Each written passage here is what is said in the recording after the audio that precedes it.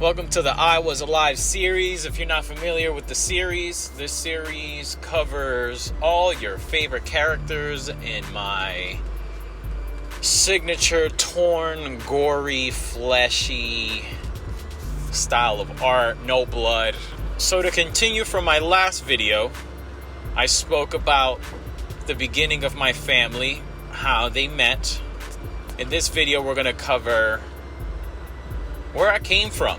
How did I start developing my art skills, and where did I see myself fit in as far as an artist, especially in my early stages.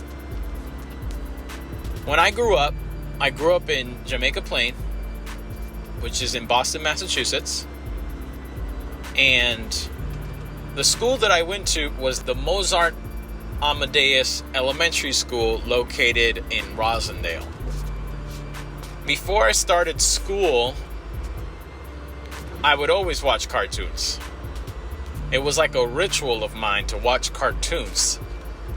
Every morning, every time I came home, every Saturday, every Sunday, every day. Cartoons galore. A lot of my inspiration came from the early 90s cartoons. We're talking about Dexter's Laboratory, Angry Beavers, Ren and Stimpy, Rugrats. I wasn't really a WB kind of kid. I didn't watch Channel 10. This is back when we had the good old cable box. Channel 12 was Nickelodeon. Channel 30 was Cartoon Network, and I was in between the two. I didn't really vibe out to music as much unless I was in my mom and dad's car, which is where we usually listen to Jammin' 94.5, and that was the only place where I was getting my music. So I mean, the reason why I say this is because in the early 90s you were either watching cartoons or listening to music, and they had a lot of music television going on. That's why MTV was born. I didn't really watch too much MTV. I did watch Beavis and Butthead, that's for sure.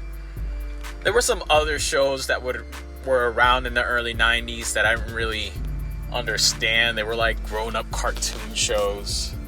But for the most part, even Looney Tunes. I was a big Looney Tunes kid. I loved Daffy Duck. He was my favorite character.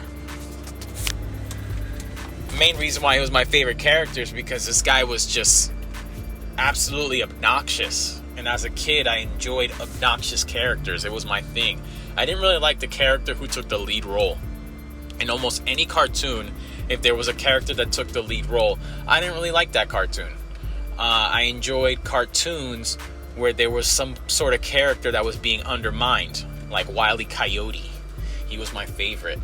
Chucky from the Rugrats. He was my favorite. If it had to come to like Hey Arnold, it would have been Gerald, not fucking Arnold. So I wasn't really a lead character kind of guy. I really enjoyed the underdogs in every single show that I watched. When it came to things like Aladdin, it was the genie.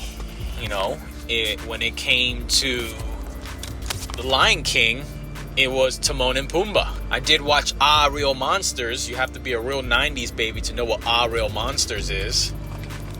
When I was a kid, there was different competitions you could submit your artwork to. And they weren't really competitions. They were newspapers or little articles, neighborhood articles that would allow you to submit artwork. And I would always submit my artwork, man. Every single chance I got. There was a particular instance in Brighton where a library was holding a little contest or an art submission, and I submitted a piece of art that made it into the book. And the art was really centered around drugs and why you shouldn't take drugs and the consequences of drugs. And mind you, I must have been like 10, 11 years old creating this type of artwork. I did anything to tell a story. One of my all-time favorite stories to share is that when I was a little kid, I ran away from my house because my mother would not supply me a sheet of paper. And that's a story that still circulates my household every single time art is talked about. I was a kid. My mom was studying school to be a like she wanted to do forensic sciences. She was really good in really interested in investigation work. She loved that. She went to Suffolk University, so she studied criminal justice. She really enjoyed that kind of work, and in that kind of work you have to print a lot of documents. And back in the early 90s, not everyone had a printer. Printers were not an everyday resource. You had to go to the library, or you had to pay the cash to just get a print. So to have a printer in your house was a big deal. And on top of that, to have inks was a big deal. On top of that, to have a ream of paper was a big deal. So you could only imagine there's this little kid in your house constantly asking you for paper, and you don't have all this paper to supply him. He's asking for paper constantly. He'll burn through paper every 10 minutes. And that was me. I would pick up a sheet of paper, I'd pick up my pencil, I would draw a cartoon character, and I'd fill up the entire page with the cartoon, then I'd ask for another sheet of paper for my next cartoon.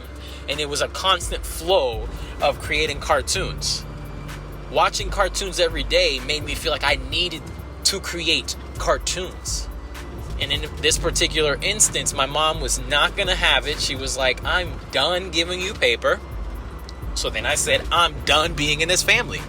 So imagine this little, maybe 8-year-old kid packing a little Disney lunchbox. It was an Aladdin lunchbox. I still remember my blue Aladdin lunchbox with my blue Aladdin thermos, and it had Genie on it. I freaking loved it. I packed it all up. We lived on the 3rd floor of the apartment that my mom and my dad met, and I packed my little lunchbox. My brother was watching cartoons, or I think he was playing Sega Genesis, and he was like, where are you going? And I told him, I'm running away. And he told my mom, and my mom was like, fine, let him run away. But I don't think she really knew that I was serious about it. So I packed my things, whatever little things I had as a kid, and I started walking down the stairs. And she could not believe it. I still remember looking up at her. I remember being on the 1st floor as she looked over the balcony and said, get back up here, what are you doing? Without hesitation, I went back up because honestly, I didn't know what I was going to do if I left the house. My first instinct was to go to the park, and then that was it. I just really wanted to be rebellious. I was such a rebellious kid growing up. So growing up, I was an artist. I knew I was an artist. I enjoyed creating art. I went to the Mozart Elementary School, and I'll tell you a very interesting story. When I was a kid, I would just draw, and kids would be like, I want a Ninja Turtle, I want this, I want that. And I would draw their little Ninja Turtles, and I'd bring it to school, and kids would get excited. And then I remember being on the bus on the way to school, and this little girl said, I want to buy your art. And mind you, I'm like 9 years old, dude. I felt great. Somebody said they want to buy my art. I said, yeah, dude. So then I drew something up for her. I can't remember what it was. I gave it to her. You know how much money this girl gave me? She gave me something like $60, $80. Little girl. She must have been like 10 years old. What is she doing with $60 or $80? So I went home that day, and I was super excited. I felt like, wow, man, I can make it as an artist. I can get paid as an artist. And I tell my dad, hey dad, I sold an illustration. I sold one of my cartoons. I sold my artwork for $80. Like, $80? What is this? So then my dad, obviously, he wanted to go ahead and tell me I did a good job, and he was very encouraging. But he took the money and said, I'm gonna have to see where this money came from. So my dad called up the school the next day and found out that this little girl had stolen all the rent money from her parents and was giving it away to all the kids in the school. Little did she know, she sparked an interest in me to start selling my artwork, or to at least continue being an artist. I loved it. It was one of the greatest feelings ever. Thanks for listening. Stop by for another I Was Alive series every Friday. I hope that you continue to follow, subscribe, enjoy these videos. Cheers, my friends.